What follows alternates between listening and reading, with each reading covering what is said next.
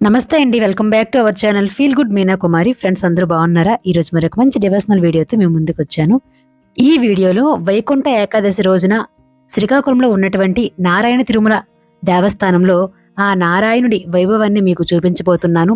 వెంకటేశ్వర స్వామి అంటేనే వైభవం, వైభవం అంటే వెంకటేశ్వర స్వామి. ఎందుకు అంటే లక్ష్మీ అమ్మవారు ఎప్పుడు పక్కనే ఉంటారు కాబట్టి ఆ విష్ణుమూర్తికి అంటే వెంకటేశ్వర స్వామికి ఎప్పుడు కూడా వైభవమే. ఈ నారాయణ తిరుమల దేవస్థానం వైకుంఠ ఏకాదశి సందర్భంగా ఆలయాన్ని సుందరంగా అలంకరణ చేశారండి. ఒకవైపు పూల తోరణాలు, విద్యుత్ కాంతులు, అలాగే భక్తుల కోలాహలం, భక్తులకి ఏ విధమైనటువంటి అసౌకర్యం కలగకుండా గేట్లను ఏర్పాటు చేశారు. అలాగే వాటికి యూజ్ చేసే కర్టెన్స్ కూడా మంచి కలర్ఫుల్గా. సో ఈ ఆలయం అయితే మార్నింగ్ తెల్లవారుజాము 4 గంటల నుండి కూడా అలాగే ఈవినింగ్ 9-10 వరకు చక్కగా వైకుంఠంలా కనిపించిందండి. ముందు రోజు అంటే 2 రోజుల ముందు నుంచే ఈ డెకరేషన్ స్టార్ట్ చేశారు. ఆ రోజు ఈ ఆలయంలో అంటే ఎంత గడిపినా ఎంత ఉన్నా ఇంకా ఉండాలనిపించే రీతిలో ఉందన్నమాట. వైకుంఠమే కలియుగ వైకుంఠం, అలాగే భూలోక వైకుంఠంలా కనిపించింది. ఇవి నా మాటలు కాదు, అక్కడికి ఆలయానికి ఎవరైతే వచ్చారో దర్శనానికి సో అందరికి కూడా అలానే అనిపిస్తుందండి. ఎందుకంటే నేను ఆ రోజు మార్నింగ్ వెళ్ళాను, అలాగే ఈవినింగ్ కూడా టెంపుల్కి వెళ్ళాను. ఆలయంలోనికి ప్రవేశించిన వెంటనే ఒక పాజిటివ్ వైబ్రేషన్ అండి. ఆలయ ప్రాంగణం అంతా కూడా నారాయణుడి నామాలతో నిండిపోతుంటుంది. ఒకవైపు విష్ణు సహస్రనామాలు పారాయణం చేస్తున్నారు, మరొక వైపు ఆ విష్ణుమూర్తి సంకీర్తనలు ఆర్కెస్ట్రా ఏర్పాటు చేశారండి. అలాగే తన్మయి స్కూల్ ఆఫ్ కూచిపూడి పిల్లలైతే చక్కగా వారి అభినయంతో నాట్యాన్ని ఇక్కడ చేశారండి. అయితే ఈ నాట్యం అనేది సెంటర్ ఆఫ్ అట్రాక్షన్గా మారింది ఈవినింగ్ టైంలో. ఎందుకు అంటే ఇక్కడ పిల్లలు గోదాదేవి సాంగ్ ఒకటి, అలాగే రామాయణం చక్కగా చేశారు. ఆ వీడియోస్ కూడా ముందు ముందు ఉన్నాయి, చూడండి.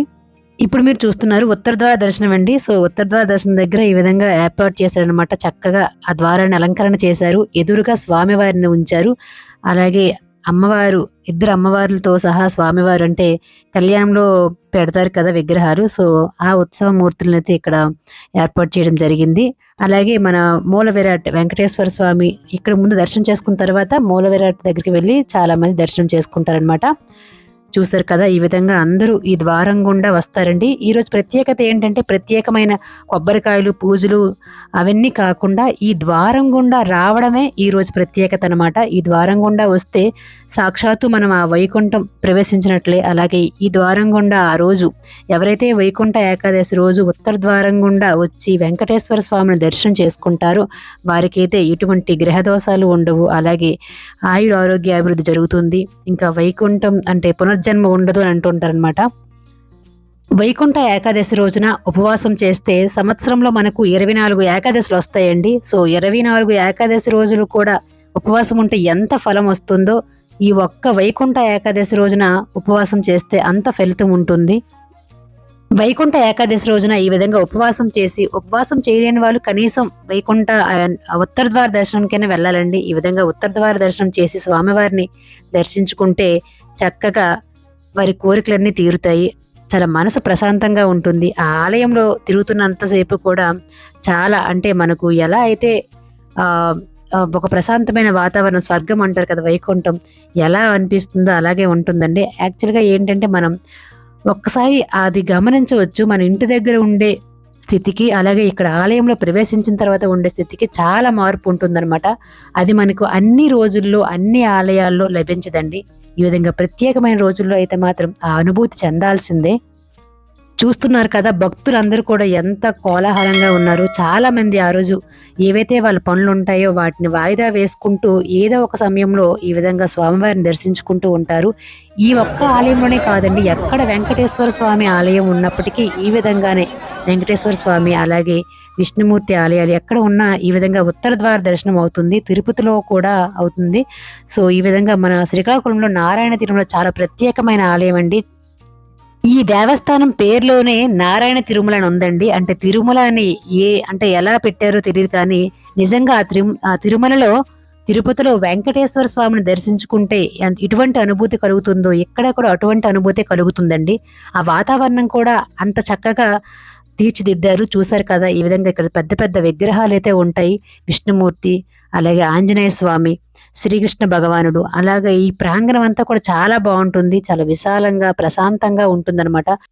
తిరుమలలో 7 కొండలు ఉంటాయి, కానీ ఇక్కడ ఉండవండి. ఇక్కడ ఒక కొండే. ఇక్కడ కూడా స్వామివారు కొండపైనే ఫస్ట్ వెలిసారు. తర్వాత ఆ కొండను తొలచి ఈ విధంగా ఆలయాన్ని నిర్మించడం జరిగింది.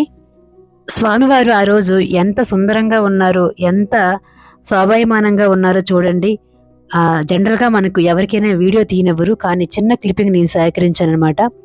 సో మనం ఎక్కువ వీడియోస్ అయితే తీయకూడదు, కానీ అందరికీ దర్శనం కలిగించాలని చెప్పేసి చిన్న వీడియో క్లిప్పింగ్ అయితే మీతో షేర్ చేస్తున్నాను. అలాగే అక్కడ హరిదాస్ కూడా ఉన్నారండి. సో అందరూ హరిదాస్ గారికి నమస్కారం చేసి ఆశీర్వాదం తీసుకుంటున్నారు. ఇక్కడ అఖండ విష్ణు సహస్రనామ పారాయణం చేస్తున్నారండి.